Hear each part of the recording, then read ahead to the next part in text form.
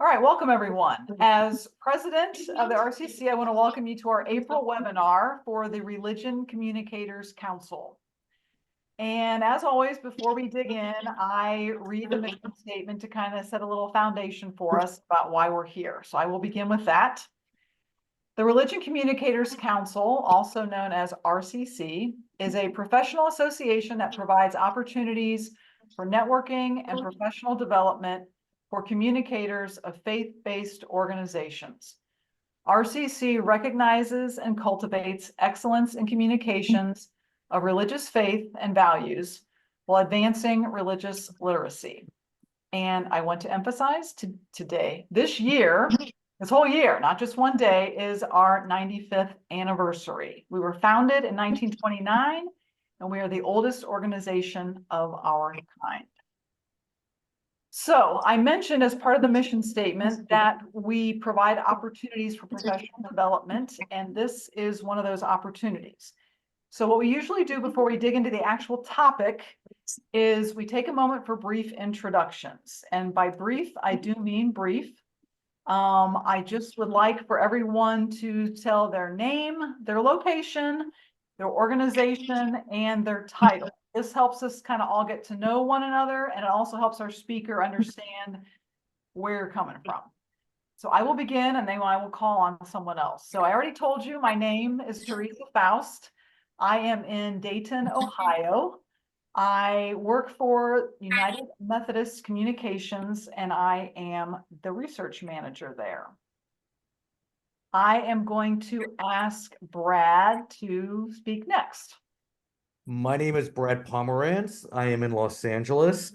I am the Executive Vice President of Jewish Life Television. Thank you, Brad. How about Anudama? I thought Brad was that famous host from the Wilbur Wars. Oh my God. That was fun. I didn't realize. He's got a twin brother. My name is Anudama Das. I'm based in Washington, D.C. I'm the Communications Director, Global Director for the International Society for Krishna Consciousness, commonly known as the Hare Krishna movement of Vaishnava Hindu tradition. And I'm going to have my camera off part of the time, but I'm here and I'm listening, I promise. All righty. Thank you. Next, Kalinda. All right. Hi, I'm Kalinda. I'm here in Franklin, Tennessee, and I am the owner and president of Advocate Market Research, and I have the wonderful honor of working with some communicators within the religious and faith-based space. So that's why I'm here. Welcome. Addie, you are next. Good afternoon. I am Addie Lisby. I am the editor-publisher of Turn News, dealing with societal issues through the faith lens. And I'm located in Harrisburg, North Carolina, and that's me. Welcome, Addie. Next, Ryan. My name is Ryan Coe. I'm the director of the New York office of Public and International Affairs for the Church of Jesus Christ of Latter-day Saints, located appropriately in New York City. And I'm also serving as the vice president of the board for RCC. And Jonathan. I'm John Ammons. I am the associate director of the New York Office of Public and International Affairs for the Church of Jesus Christ of Latter-day Saints. And my main job is spying on Ryan and reporting back to our headquarters to make sure that he's doing what he's supposed to do. So, and I'm on the board of the RCC. And his location is about 10 feet from me right now. Right. Not far enough. All right. That's more than a full-time job. So, all right. Jenny, how about you next? Hi, everyone. Jenny Heiser. I'm the executive director for RCC, and I have no qualms about trying to keep Ryan in line. It's not in my job description. All right. So that is everyone but our speaker, who I left to the end here. I'm going to do an introduction and then I'll hand it off. So thanks all for introducing yourselves. Our speaker today is Jeff Goldstein. Jeff rose through brand management at Procter & Gamble in the 80s and 90s, working to boost market share for brands like Scope, Crest, and Pepto-Bismol. He became the president and owner of ACUPOLL Precision Research in October of 2012. Being president of ACUPOLL gives Jeff the opportunity to help companies improve their success rate in innovation and marketing, thereby fueling the success of more businesses and their employees, and ultimately helping families and communities thrive. Today, Jeff's going to share some of his expertise around communication. I have known Jeff for, I don't know how long, not ages, but for quite some time. And I appreciate the knowledge and experience he brings to research and communication. The title of this webinar is Great Communication: How to Move People, Attract Attention, and Use Research to Help You Do So Even More Effectively. So I'm going to turn it over to Jeff now. Thank you very much, Teresa. And I likewise have no idea how long it's been, but 5 years, 8 years, somewhere in there. So first test, can people see the cover page of a PowerPoint? Yes, yes. Hallelujah. Okay. So this will be an interesting presentation, I hope. It is a compilation of things that are my own personal thoughts, some interesting book references, and the goal is to recognize everybody's sort of in different places in their world of communication, but there's a need to convince people, there's a need to get their attention, and there may be an opportunity to use research to do one or both of those better. So it's actually more on the first two things than on the last thing. I think uninterrupted, I've got about 25 minutes in this deck. I know we have more book for that, so that means there should be plenty of time for Q&A. But I'm going to jump in. So as Teresa said, I have my origins started at, well, my origins started as an infant, but at P&G Brand Management as a professional. I did 2 stints of consulting, both 7 years. So you can tell I'm a 7 to 8 year guy. I actually launched my own brand. There was a hair color accessory, got it into 18,000 stores, did 2 years full time, but got hit by the credit crisis. But we still sell 15 years later with 0 marketing support or effort. 5 refill emails a year to replenish distributors. So that's a nice little thing. And then 11.5 years ago, I acquired ACUPOLL Market Research. So a couple caveats. I may slip in my language. I know that you are communicators, not necessarily brand managers or marketers, and that you have parishioners or members or something else. I understand the difference, but may slip in my language. I know that the people on the call are diverse. I have no idea to what extent your mastery of marketing tactics and fundamentals is, PhD level through, hard and fast street learning. So if anything I say seems obvious or basic, please excuse my my approach. And then we have plenty of time for question and answer at the end, but feel free to jump in if I say anything confusing or that you really want to address in the moment. Otherwise, I will just try to get through the presentation fairly quickly and move from there. So this is the first presentation I've ever started with this language or this line of thought. Thanks, Brad. But I am Jewish, an active member of the Jewish community on several community organization boards, including my temple. So I have a little bit of a sense of some of the aspects that go into the world. And even more personally, I think I've only told one person this, but I don't know if there's a higher power, but I choose to believe, because I think that religion leads to a more honorable and fulfilling life. And I think it's a good thing in the world to have religion. But I also feel comforted and more at home with the Jewish community and the rituals of my upbringing, including last night's Seder. And so So that is sort of a deep self-reflection that both reflects System 2 and System 1 reasons, and we're going to be talking about that in a minute, which is the only reason why I brought this up in a room full of strangers. But it reflects the dichotomy in how people work. I think broadly, from what I understand, and you guys may be closer to the data, but my understanding is that general religious participation is declining across almost all faiths, that it's a pervasive challenge in the world that you are addressing. There's no question our cultures become more divisive and bitter. And so we need people like you bringing humanity into dialogue, into values, into compassion, into understanding. And then you have a added communication challenge that people are just overwhelmed, and it's harder and harder to break through and impact, to get their attention and impact attitudes and behaviors.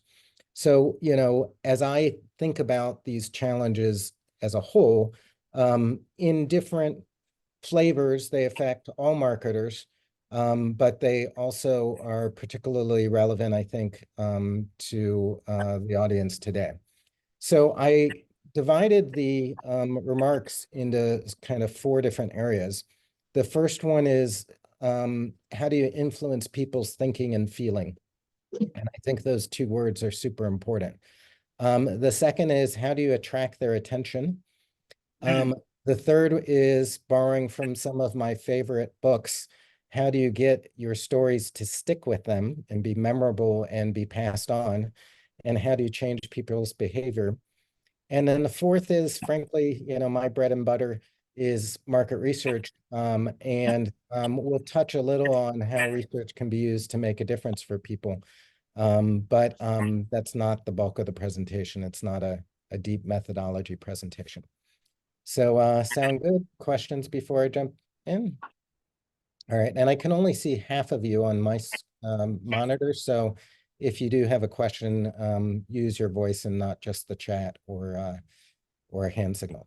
So let's talk about influencing people's thinking and feeling. And I don't know if any of you are familiar with this guy's book, Daniel Kahneman, Thinking Fast and Slow.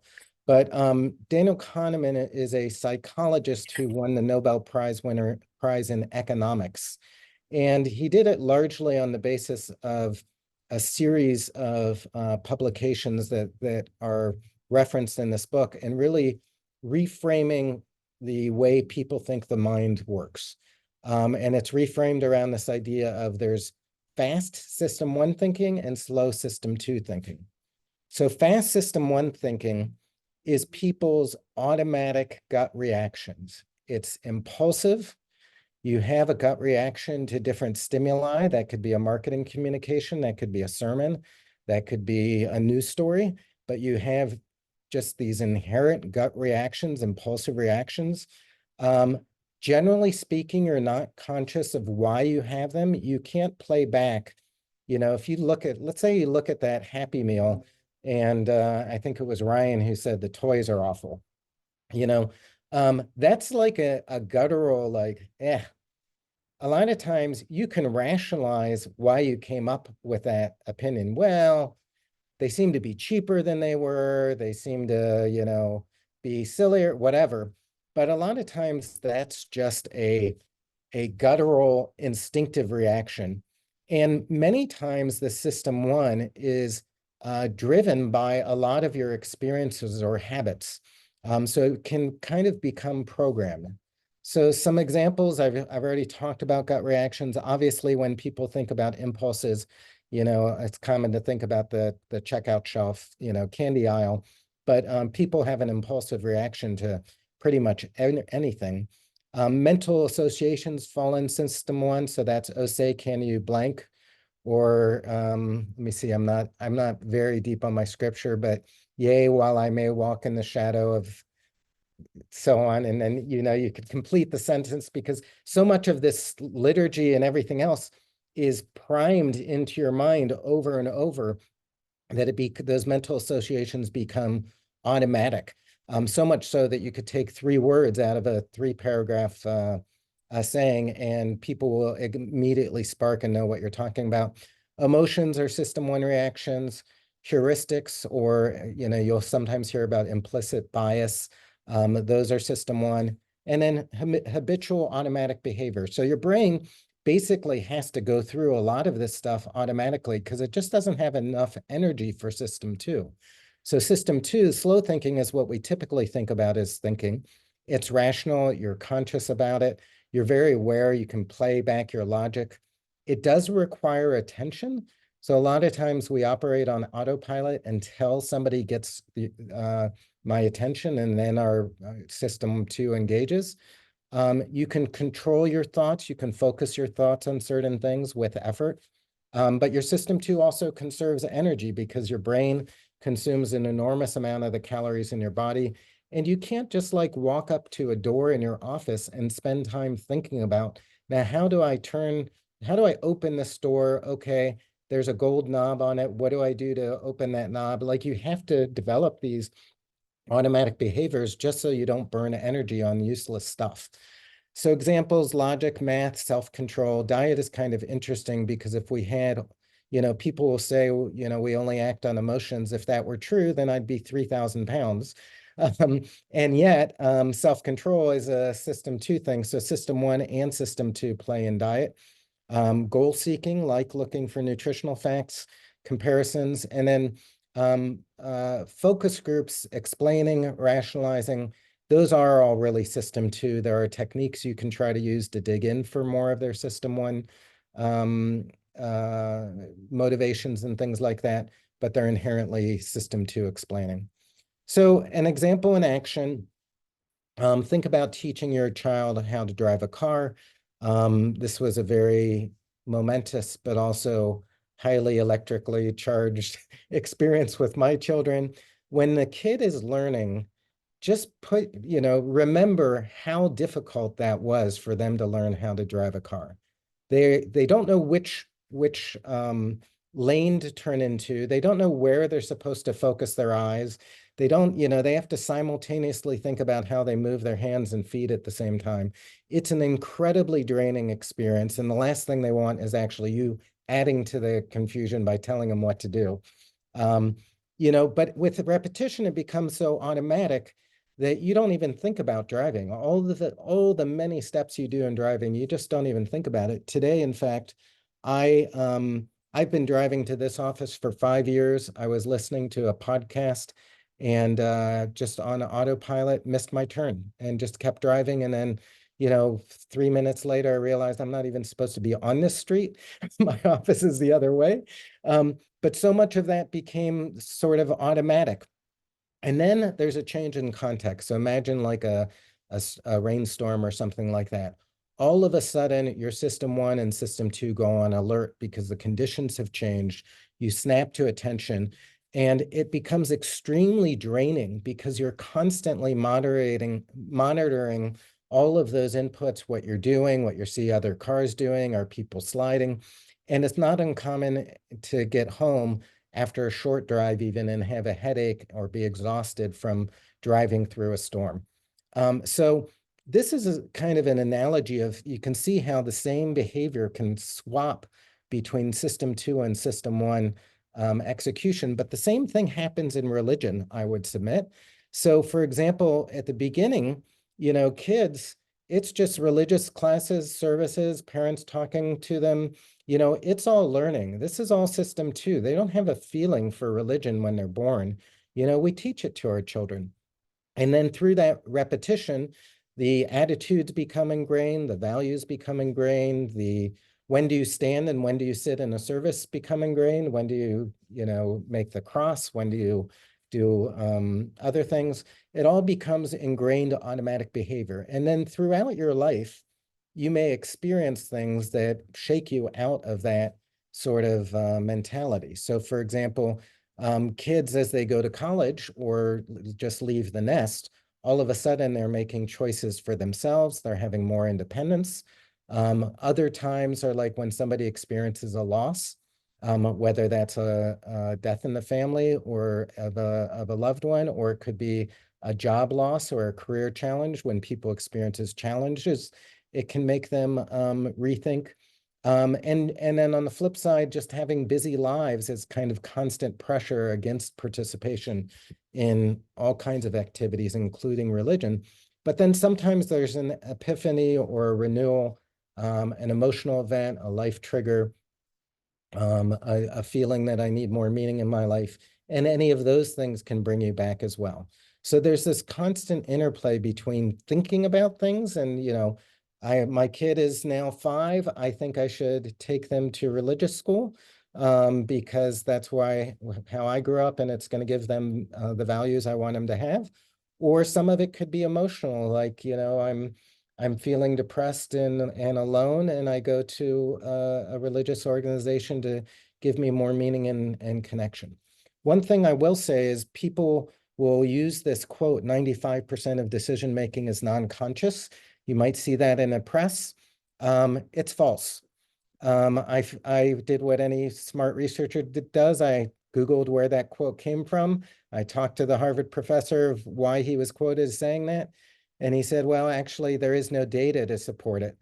You can't even measure non-conscious thought. There's no technical way to measure non-conscious thought. So 95% is just an estimate. And then I say, well, gosh, I can't imagine that like picking a college or deciding which computer to buy or deciding how to reorganize my organization is going to be 95% non-conscious. And he says, oh, no. So I don't mean to imply that system 2 is unimportant by this 95% is essentially system 1. And I said, well, if you didn't mean to imply it, your numbers sure do. So it is what it is. But it is true that emotion can drive behavior. We do often justify what we impulsively want. And one of the authors I'm going to refer you to refers to a metaphor of the elephant and the rider. And his contention is, we like to think as we're riding the elephant that we're in control. Right? We really like to think that we're smart, we're intelligent, we're rational, we're in control. But the fact of the matter is that elephant doesn't go anywhere he doesn't want to go. Right? If system 1 is against you, if you don't have them connected emotionally and impulsively and on a more implicit level, you can tell him all you want. You can tell Jeff that he's got to keep his hands out of the cookie jar.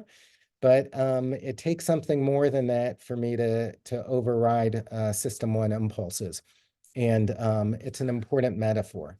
So I would argue as communicators, in every communication, you should be thinking about how do I reach heart and mind, right? How do I reach people emotionally and rationally? And it's not the easiest thing to do. It is, a challenge to think about it. The cookie jar example for me, little self-help. Well, no, I'll save that. I'll save that story for a second. But this really reinforces the way the brain works, that it's important to connect with both. One of the authors that I really like, and I'll cite him twice in this, is this guy, these brothers, Chip Heath and Dan Heath. And they wrote this book called Switch. I highly recommend it. If you get Daniel Kahneman's Thinking Fast and Slow, you can read the first third, which is great description and explanation of system 1, system 2. Then it gets over the top. But this is actually a book you could read the whole thing, and it's an easy read. But he talks about how do you drive behavior change. And what he prescribes is you have to feed both the rider and the elephant. So with the rider, you script the critical moves. You need to think in terms of specific behaviors you want people to do. You need to get them in the door, once a month, or you need to get them to engage in email, 3 times a year. How do I change those behaviors? You need to look for ways to make it easier to find those destinations and get there. But then you also need to find the feeling. So in the cookie jar example, what motivated me to lose a lot of weight was the recognition that my mom had 30 surgeries, that when she passed away, it really was a wake-up call that I didn't want people cutting into me.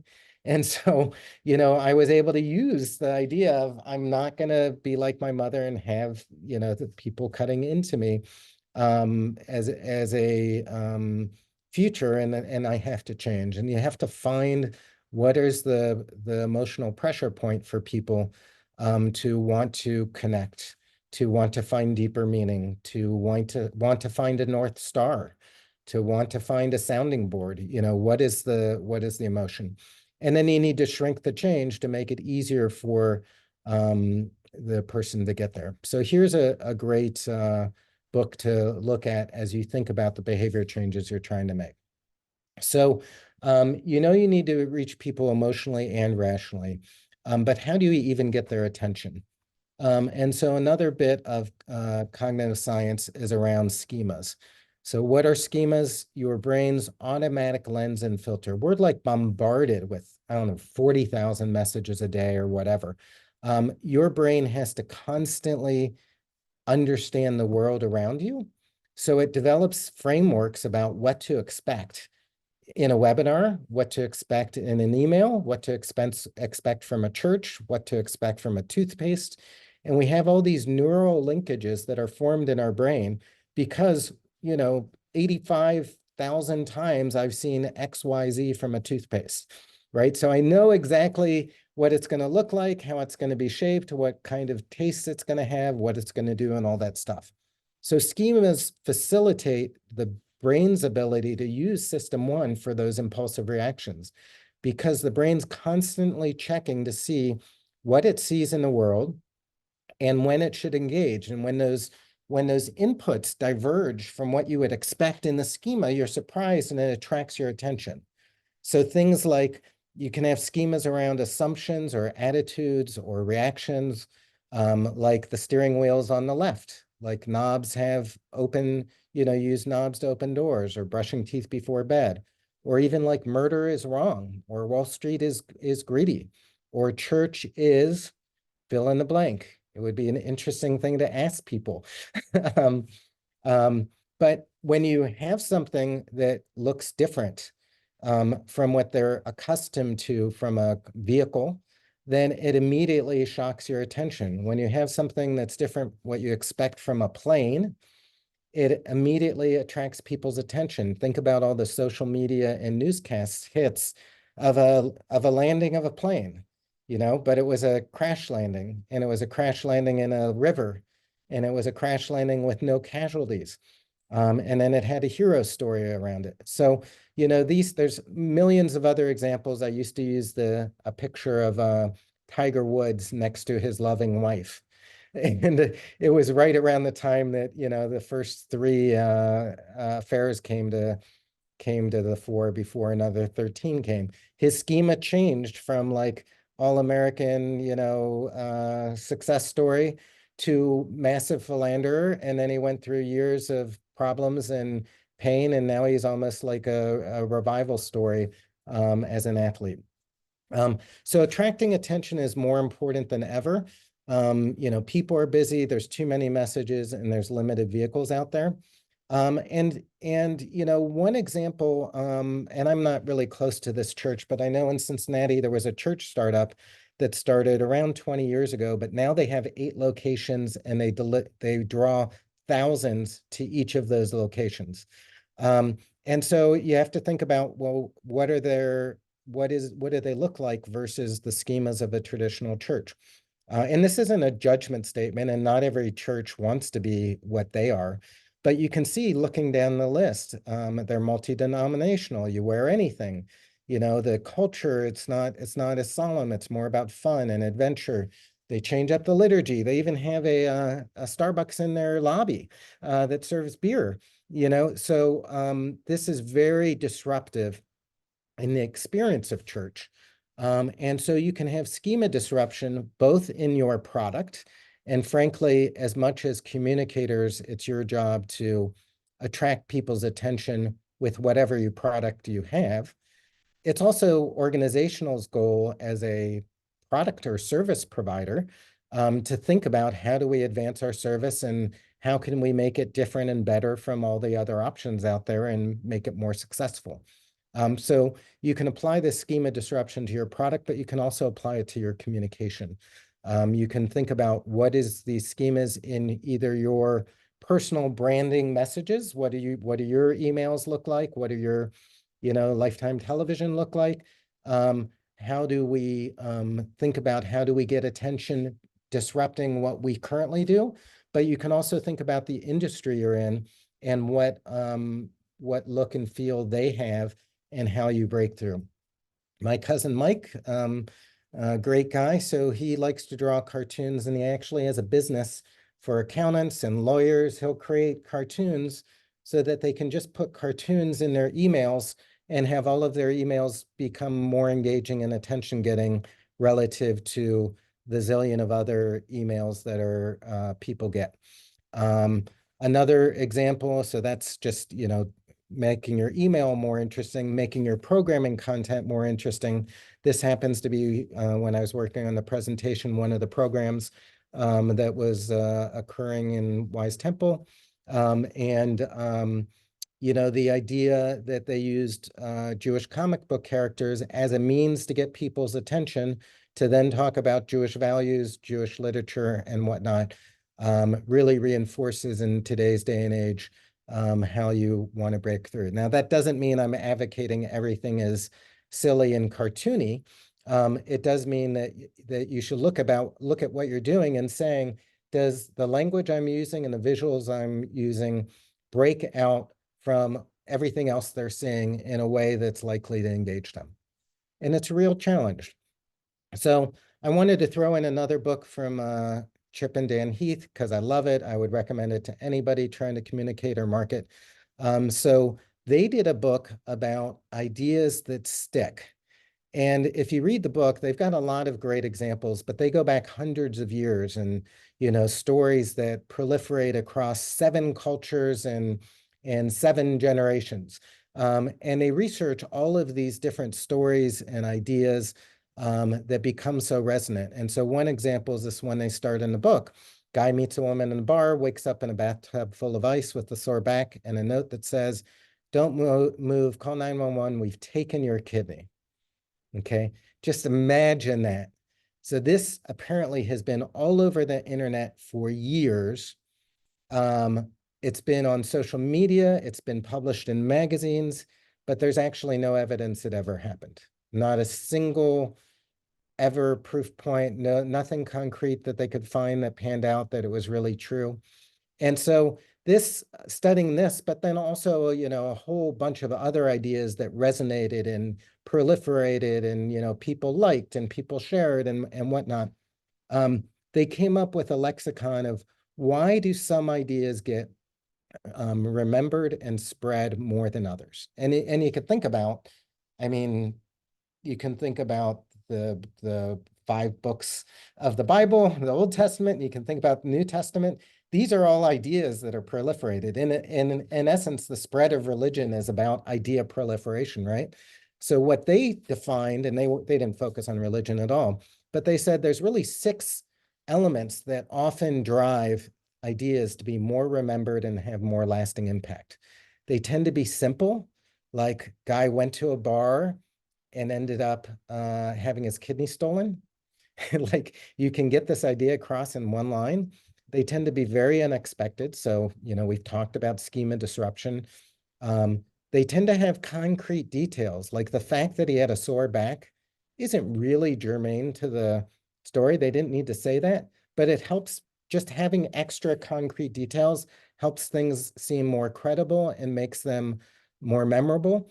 And if you think about, like we talked about schema and neural linkages, it actually can build more connections to the story in the brain. Because you already know that kidneys are in your back. So when I say sore back, it's going to trigger the connection. Sore back must be kidney. And I bet that if you repeat this example, you'll probably remember to say sore back along with kidney because of that. It has to be credible. You need to be able to convince yourself that the story could actually have a chance of happening. So that's a system 2 element, but it also needs to have some emotion. It needs to make people feel something. So that's the system 1 element. That's the appeal to the elephant and the rider. That's appeal to the fast and slow thinking. And then structuring them as stories make them especially memorable because they have a logical fluidity to them from beginning to middle to end. You know, set up the problem in the characters, hit a crisis, hit a resolution. So that's really about the another way to prompt yourself and think about how do I, you could even take a communication piece and look at this list and say, can I amplify this piece by making it simpler, by, you know, making it more unexpected, more schema disruptive, by putting in some more concrete details instead of being vague about some of the parts. So let's talk a little bit about research. So this is obviously very basic, a couple of different kinds of research, qualitative research, like focus groups, one-on-ones.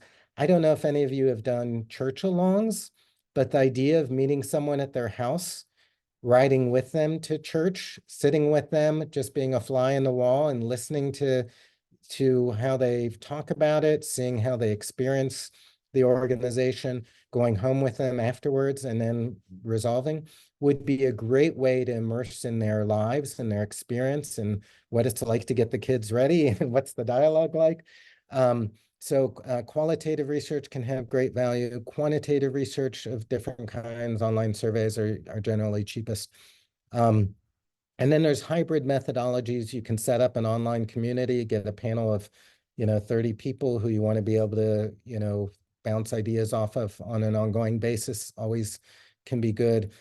We have a technique called qual-quant, which is a hybrid technique where you can get 30 people on a simultaneous online chat and be able to ask them well-controlled quantitative questions and open ends. So you can get like 30 or 50 open ends all in a minute and probe on the fly and things like that.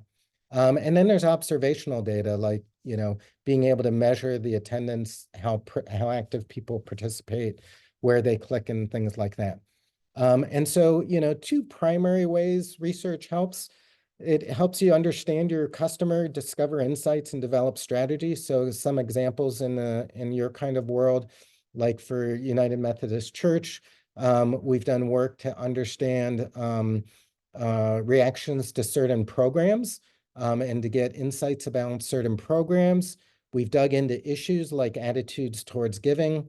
In a religious day school, we set up a tracking system to track parent and staff satisfaction.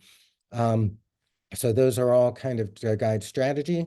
But then there's also like evaluation and screening of stuff. Like with one religious organization, we help them craft the positioning message where you're welcome, where you count, and compare how people reacted to that versus other messages in the test. Interestingly enough, you could say that has system 1 and system 2 components. The where you're welcome is that feeling of feeling comfortable going there. Where you count is tied to the fact that this is a smaller organization, and it triggers the idea and fits with the messaging that you're not just a number to us. You can meet people easier, and there's a whole bunch of rational cells around the where you count side of it. We've also screened names and like for organizations that wanted to change their name. I'm going to show you in a second just a snippet from a UMC ad evaluation. And then we've screened alternative ideas for the P&G Alumni Network, which I'm a board member of. One of the ways to think about research is that all of communication, all of marketing is an odds of success game. Nobody can tell you this is X, execution X is going to work. I could have 100 years experience and I couldn't guarantee you that.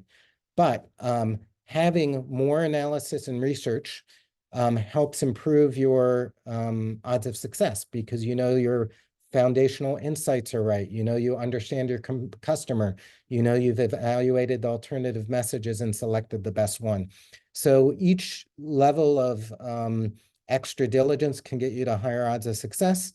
And then if you can get people who have a lot of experience like yourselves, like consultants, whatever, it can really help and ultimately improve results. So just one little example from a UMC ad test. They had two different ads. In our ad research, we have database norms for how people react to different commercials. And one of the measures we measure is like motivational impact. How likely are you to take an action or want to find out more about an organization? So these two ads you can see under motivational impact, they were pretty much the same, a 5.3 out of 10. That's an average on a 0 to 10 scale, which is a B in our method on an ABCDF scale. But on distinctiveness, the second ad was significantly more distinctive than the first.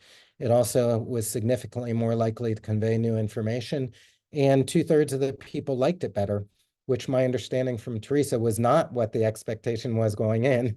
The research really helped identify the stronger the ad, versus what people's gut reactions are. So finally, different ways to apply research. We have different tools. So Spark multi-cognition research applies System 1 and System 2 thinking for screening different messages, content topics, program ideas, and the like. We use our Navigator tool for online positioning and ad testing against databases. We have all different kinds of tools in our brand MRI toolbox around understanding insights and attitudes and behaviors, basically digging in with people to figure out who to target and how to persuade them. And then finally, we have the first three are all online survey. The fourth one is qual and quant hybrid sessions where you get 30, 50, 100 people all together and can immerse and probe like qual, but then have the confidence of typical quantitative questions. So that is pretty much it. Questions, thoughts?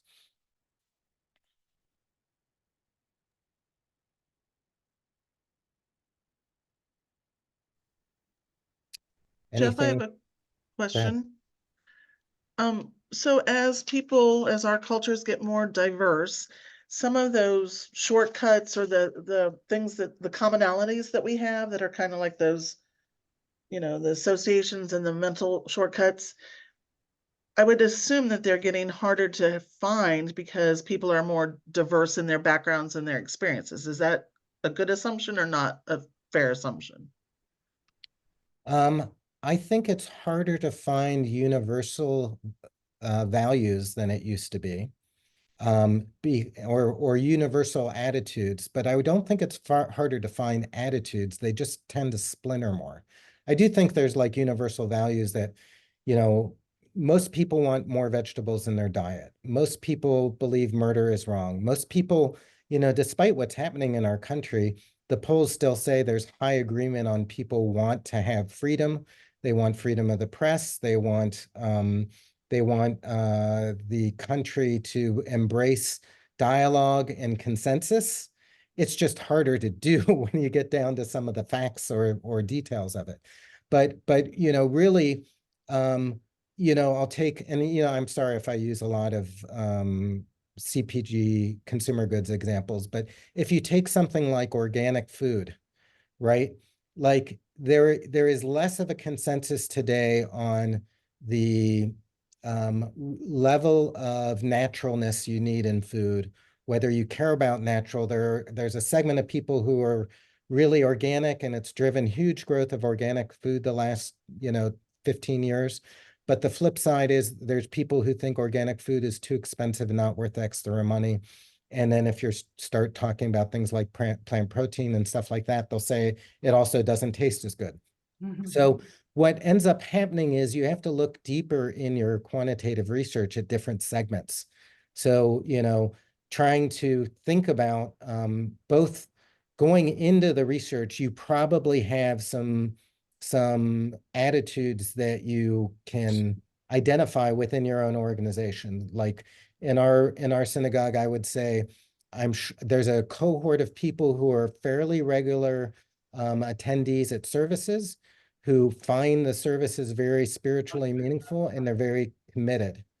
And then there's a cohort of people for whom Judaism may be more of a cultural thing and more of a community for a food aspect and for a sort of feeling of affinity, but for whom the liturgy and spiritual side's not as important. So what you end up doing is in your quantitative research, you look at those groups separately.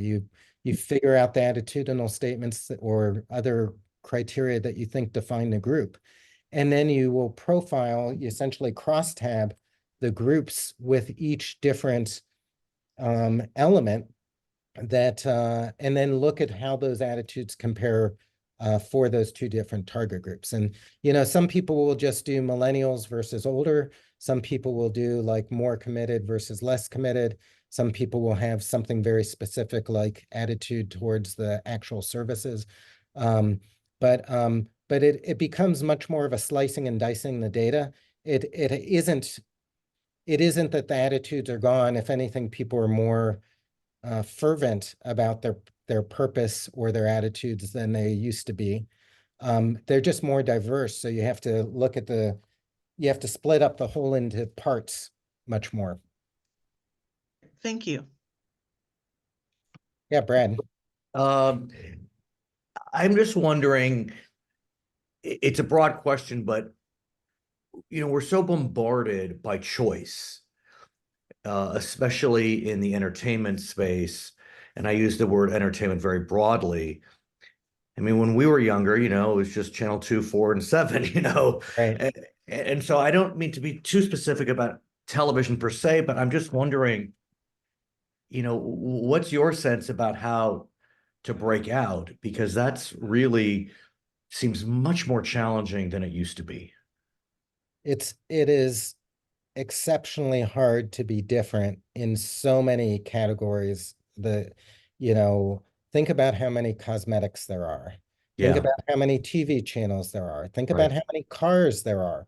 Like the choice, you're right, has proliferated through competition. There's some marketing thought leaders who say brand loyalty is dead, that that the differences between the leading brands like Coke and Pepsi are marginal at best. And what you're really trying to do, they will argue, is to reach as many people and to just be seen as distinctive. So in a sense, they would buy heavily into that schema thing. But I would argue still that at the end of the day, as competitive as things are, the winners are still the ones who disrupt the schemas and win on system 1 and system 2, right? Amazon was a highly disruptive force from day one. They won on system 1 by making it fairly easy to shop. They won on system 2 by doing things like free shipping and single click, you know, rationally taking the steps out. If you look at T-Mobile, T-Mobile's one of the greatest success stories of the last 30 years, I would argue. They added $1 billion to $1.5 billion per quarter for 10 years running. Really? And when they attract a new subscriber, it's somebody plopping down essentially $1,000 a year. So if you look at that Un-carrier campaign, they constantly disrupted schemas. You know, they ripped up contracts. You know, you don't have to sign a contract like you used to. They started throwing in freebies, like you can get free streaming with your subscription. So, you know, it's hard to do something different from other people and have it be meaningful. But at the end of the day, that's still where the payday is. You got to be different and you got to give them what they want emotionally and rationally. And when you really do that well, and you know, there's other aspects too. Like if you don't have money to market and to get anybody's attention, it's going to make it harder. But then, you know, there's still social media. You can sometimes win the lottery with something like the guy who the blender company that did a YouTube demo of dropping their iPhone into their blender, Blendtec. You know, they get tens of millions of views because they did something disruptive and it communicated something rational. It's not just shooting a pad out of a cannon that like they did for one pet food store. So I think I think you're absolutely right, but it still comes down to how do you be distinctive and what can you give people more to earn their attention rationally and emotionally.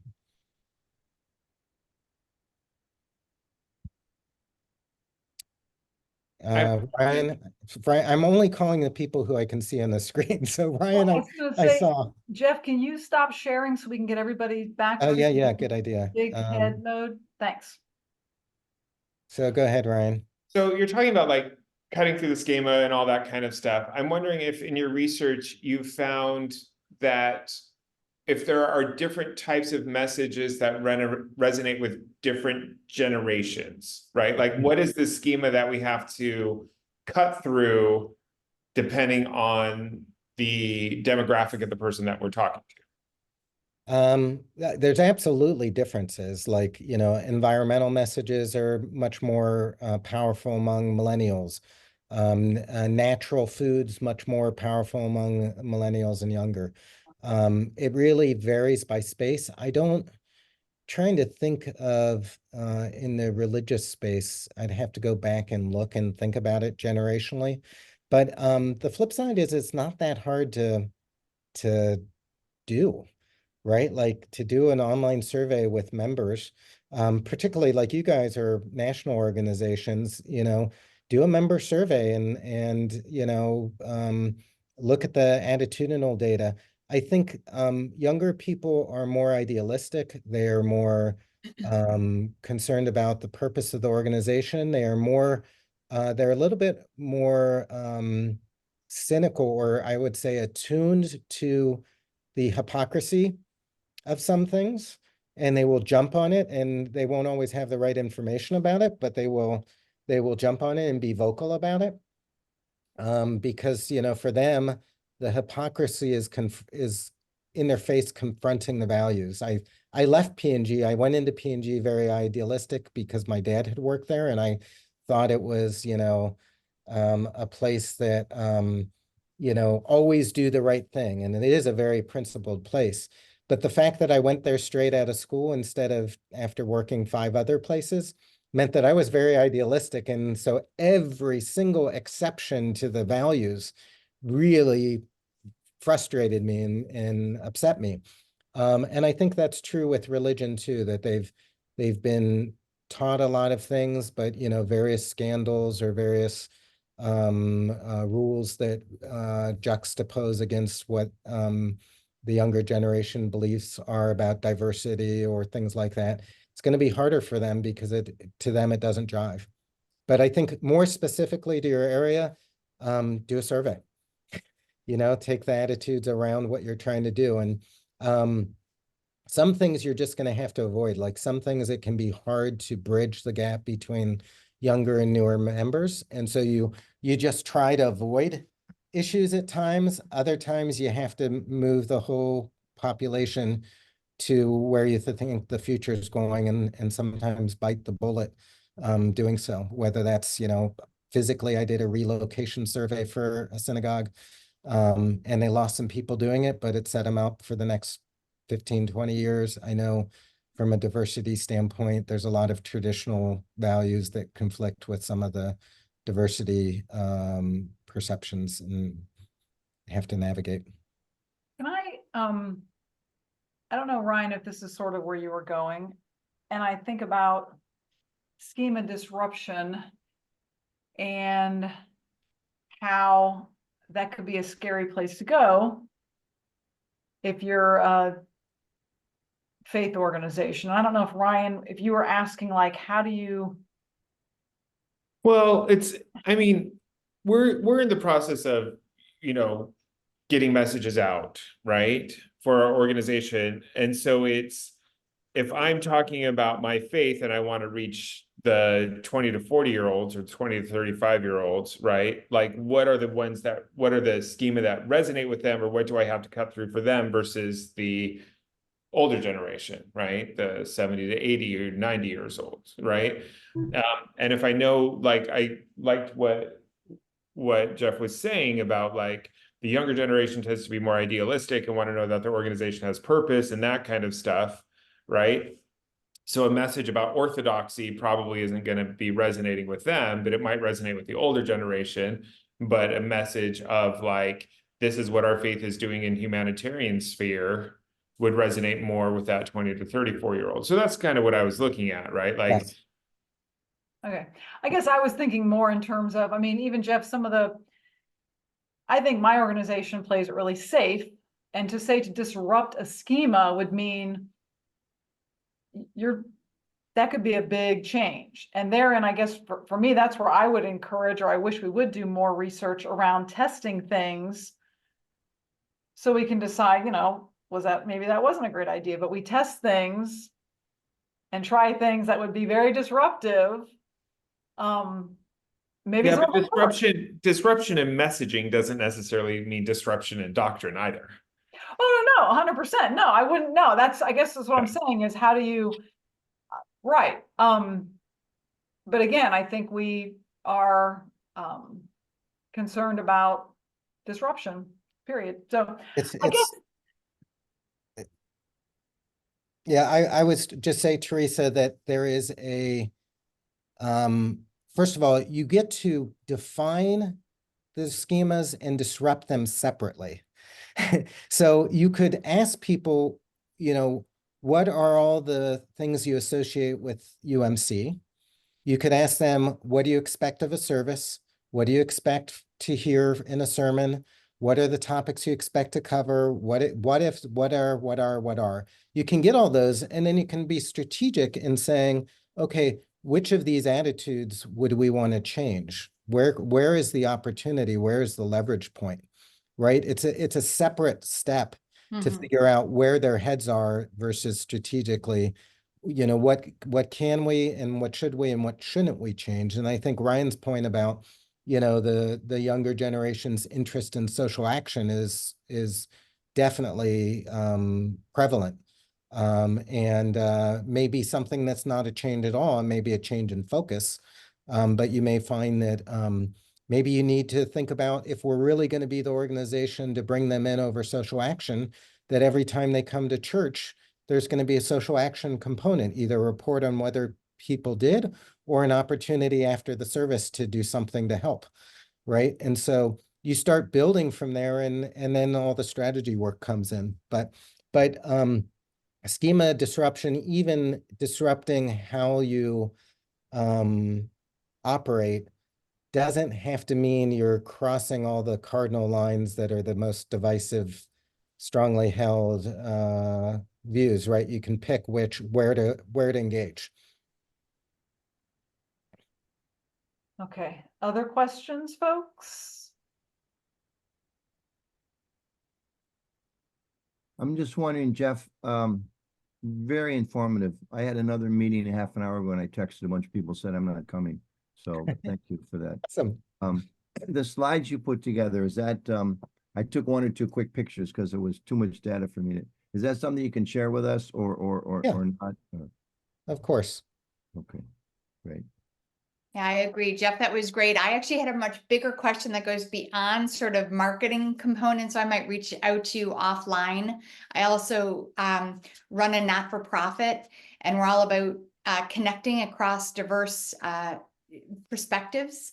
And the emotion and the rational component that you spoke of earlier is the one that has us kind of scratching our heads right now. So I might want to pick your brain a little bit. Pick away. Picking is free. That was great. Thank you. Wonderful. Yes. Awesome.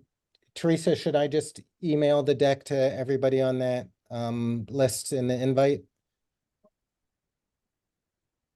If you want to, Go ahead, Jen. do that, or if you want to send it to me and I could share it out. I could also post it on our website if you're comfortable with that.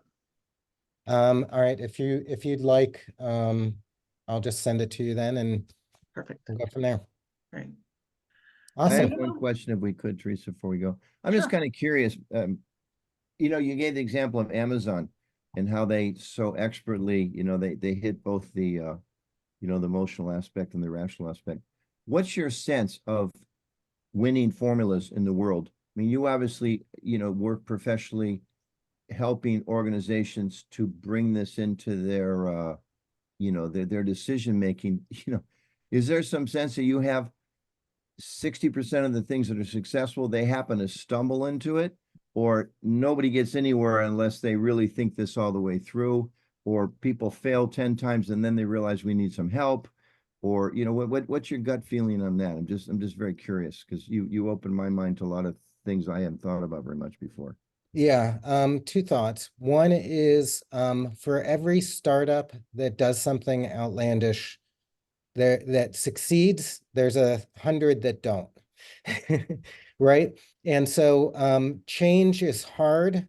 Building an organization of commercial or nonprofit is really hard, and getting a disruptive formula that's like this is super hard. And I'm reading the book biography of Elon Musk right now, and when you think about how many times he failed and just through persistence and persistence and persistence found a way, but both his SpaceX venture and Tesla, nobody thought either one of those had a chance in the world of working, right?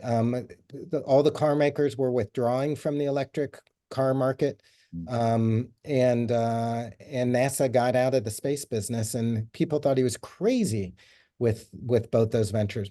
The other thing, though, I would say a little bit more practical and useful to you is that people always fail to estimate how much convenience matters to people, right? Like, think about what people are paying for bottled water. It's free.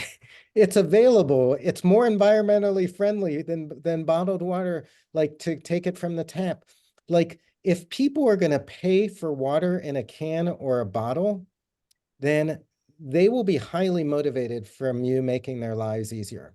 So when you think about how they engage with your organization, think about, how can I make it as easy and always on and engaging as possible, that one click and you can blank. One click and you can find and you can connect with other members. One click and you can join a, you know, we're gonna try to have parishioners on 24/7. You know, we're gonna find, you know, have a 3-day period or a week period when we're gonna have priests on the line 24/7. You can just click in and talk to whatever you do. Think about, how do I make it easier? How do I give them more, give people more value or more benefit? The idea that we're gonna sell people into doing what we want to do, instead of giving them value, like 5 ways to find more meaning in life, you know, 3 steps that help save, you know, solve depression, whatever.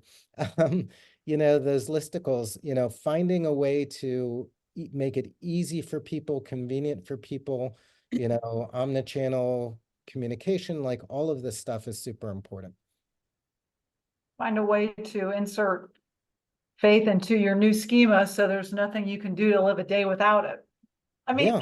I'm saying that seriously, but I mean, I can say that it's not going to be easy, but, and I'm showing my, you know, I chuckle, I can't help myself, Jeff, but you know, people, they Swiffer their floors, right? It's a verb.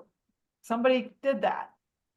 Yeah, and it got rid of the mop and the bucket, and Yeah, it yeah. succeeded because it was Right. easy. Like It was the easy and convenience space, I had gosh, it was someone who was in charge of Cincinnati Bell, and they also had a entertainment industry and or business at the time, and he made a big pitch, like, what's most important to people?